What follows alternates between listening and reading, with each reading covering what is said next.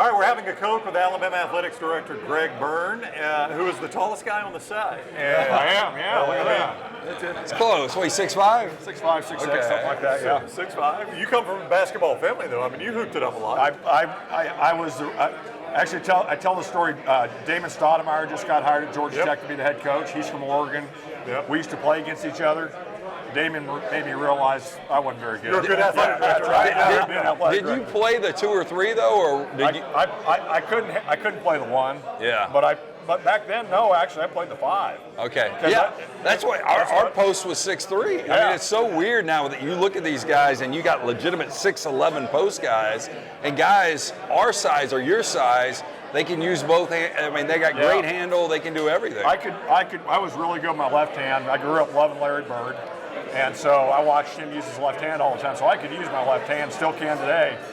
But the vertical part and the lateral part is what I struggled with. So you were from Oregon, though? Yeah, I grew up in Oregon. So is Steve Prefontaine the greatest athlete to ever come out of Oregon? Well, the Ainge family. Danny Ainge, is from my hometown, Eugene.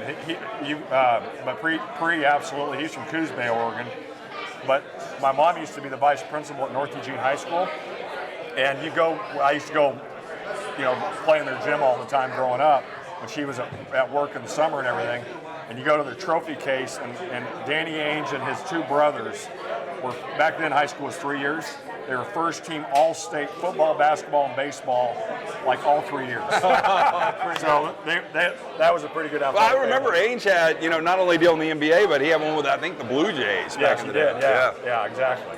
We were trying to turn the first tee into a roast today, and I couldn't think of anything to say to you, and Rockstar gave me the line of, nobody needs a day on the golf course more than Greg Byrne.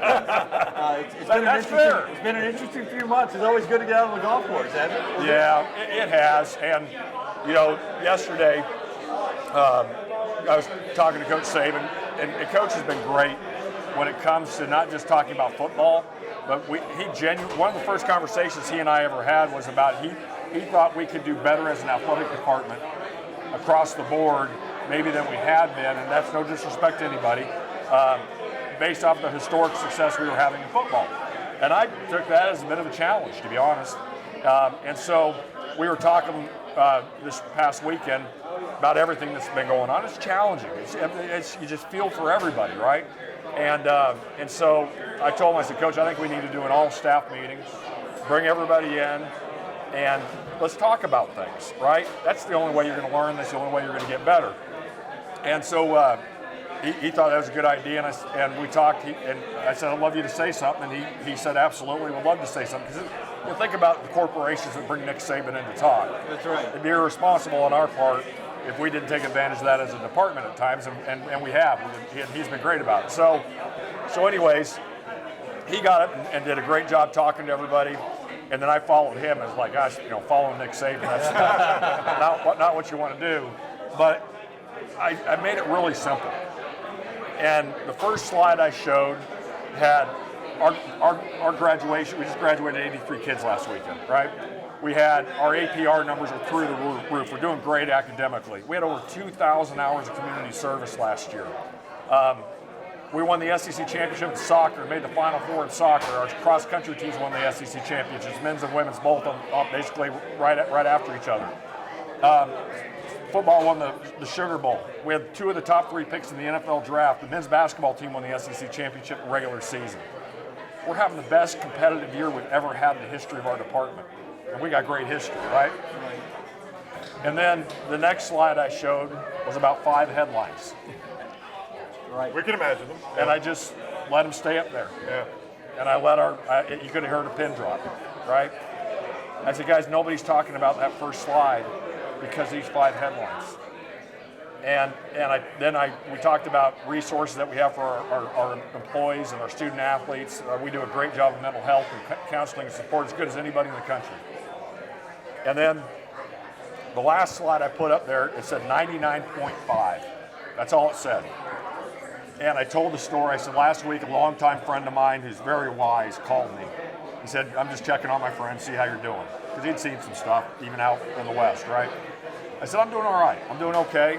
Just trying to support our program, support our kids, support our coaches and staff. And he said, let me ask you a question, Greg. I told this story earlier today. He said, I said, what's that? He said, how many student athletes you have? So we got about 650, give or take. He said, how many employees do you have? I said, we've got about 350, give or take. He said, so you got about 1,000 people. I said, yeah. He said, how many people are causing you these headlines, these challenges? I said, about 5 or 6. He said, don't forget this, Greg. That's about 0.5% of your department. And he said, every organization is going to have challenges, and we've had them. I don't downplay that at all. Please understand. But we got 99.5%, and that's what I told our staff yesterday, who are doing a great job. Now, we can't afford anything else. People have to be very, very mindful across the board. But we'll have an issue again at some point. It's going to happen, right? But I'm really proud of all the successes that I showed on slide 1, and I hope in time we can get a chance to get back to those things because we got a great program. We've got great people in our program, and I'm proud of our student athletes and our coaches and our staff. Don't you feel, though, that I always live my life this way, that you're in a situation for a reason, and I feel like you're the AD at Alabama right now for a reason. You seem like the kind of guy that Alabama needs right now to get through this moment in time. I feel like you're here for a reason. Well, I appreciate you. I think the good Lord doesn't give us anything more than we can handle, right? And we all are going to have stress and challenges in our life, whether it's ourselves, our family, and I honestly, I loved Mal. Mal Moore treated me so well when I was 36 years old in the AD at Mississippi State. And I had, even though I didn't go to Alabama, as long as I can remember, the admiration I had for this university was off the charts. And I really drive in the morning saying, man, who did I fool? You know, the fact that I get to come and be in Mal's building and work with these incredible coaches and kids at the highest level. And you feel a sense of responsibility.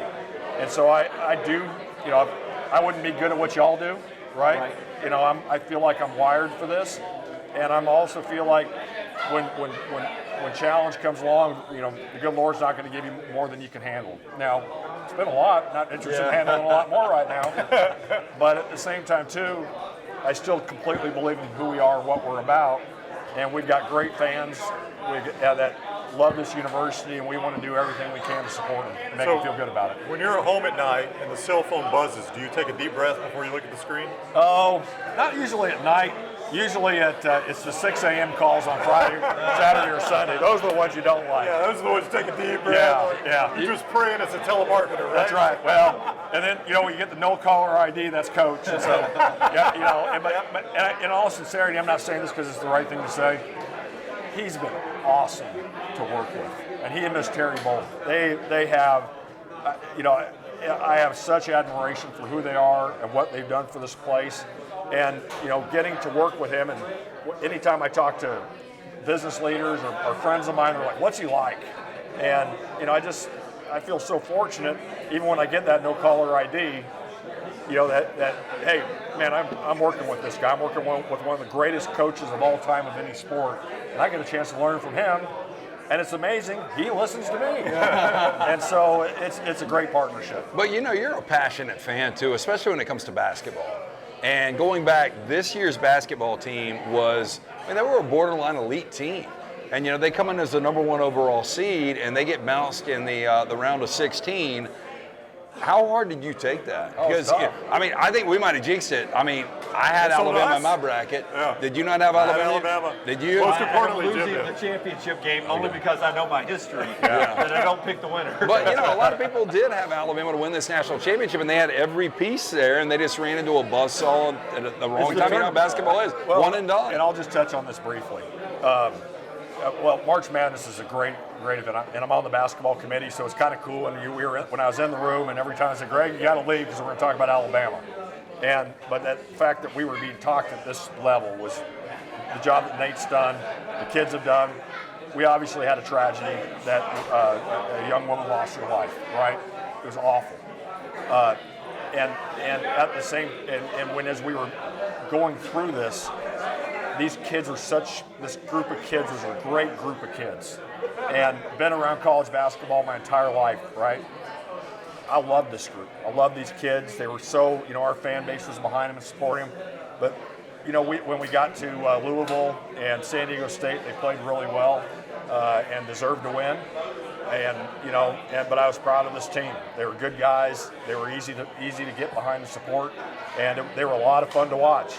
And I think what Nate's done, we're going to have a lot of other fun teams to watch in the future as well. You're going to keep him for a long time, That's right? the goal. We made a big deal of what his buyout is. Yeah. Right? Yep. Right. $12 million. And so I don't care who you are, that's a lot of money. Yeah. Do you long for the day when the questions you got the most frustrated with is us asking you about the arena? Yeah. Those were the days. So those are the good old days. Yeah, right? that's right. So on a football game day, or just sometimes when I'm in Tuscaloosa, I'll see you on these massive walks. You get out and walk. When you're walking, are you thinking business, or are you trying not to think about business? No, it's hard not to think about it. It consumes you. I love what I do. I feel so fortunate for what I do, and I've said this on your show before. College athletics is one of the few things left that brings everybody together. Right. Check all of our differences at the door, and we come together, which we need so badly, right? But I try to walk everywhere I can, just because it keeps the weight off and all those things. And it clears the mind. But I'm conscious. Yesterday morning, I went and walked Bryant-Denny Stadium and do all the ramps, the stairs, and all that stuff at 6 a.m. And our poor facility guys are getting texting me. Well, why is this going this way? And all this stuff. So Brandon Savage is a guy. He's great. He's wonderful. And I apologize to him in advance. I said, I'm sorry, I'm walking the stadium this morning. You're going to hear from me for a little bit. Well, you said 6 a.m. How many hours a night sleep do you get typically? About 7. Okay, that's not bad. That's I good. got it. Yeah. You see those people say, I only sleep 4 or 5 hours a night. That doesn't work for me. Yeah. I don't need 10 or 9 or anything, but I need 7, and I'm doing great. Do you have a guilty pleasure? I like to play golf.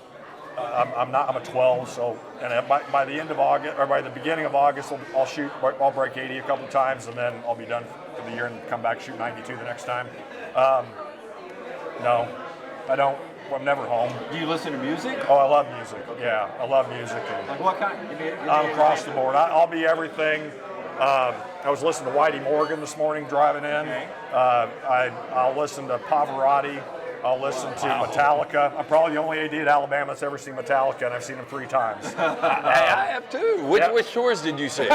First time I saw them, I was a freshman in college in Monsters of Rock in Germany. Okay. And it was. Who goes to the Monsters of Rock in Germany when they're in college? Yeah, I was over there working day camps one summer, and so and it was the Black Crowes, Queensryche, Motley Crue, AC/DC, and Metallica. I've seen them all except Queensryche. So They my were first was okay. And Justice for All. But I've told people this, Metallica in concert is like they're in studio. They're incredible. Yeah, they're incredible. I still listen to them all the time. I do too. Yeah.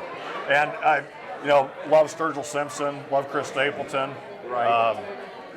Jamie Johnson, everybody across the board. Yeah. All right. Having a Coke with Alabama Athletic Director Greg Byrne. Thank you, Greg. Good to see you. Good to see y'all. Roll Tide. Hey, thanks for watching our video. We really appreciate it. Would you do a couple more things for us, please? Make sure you subscribe to our YouTube channel and you set your alerts so you know when we're live, and always give us that thumbs up.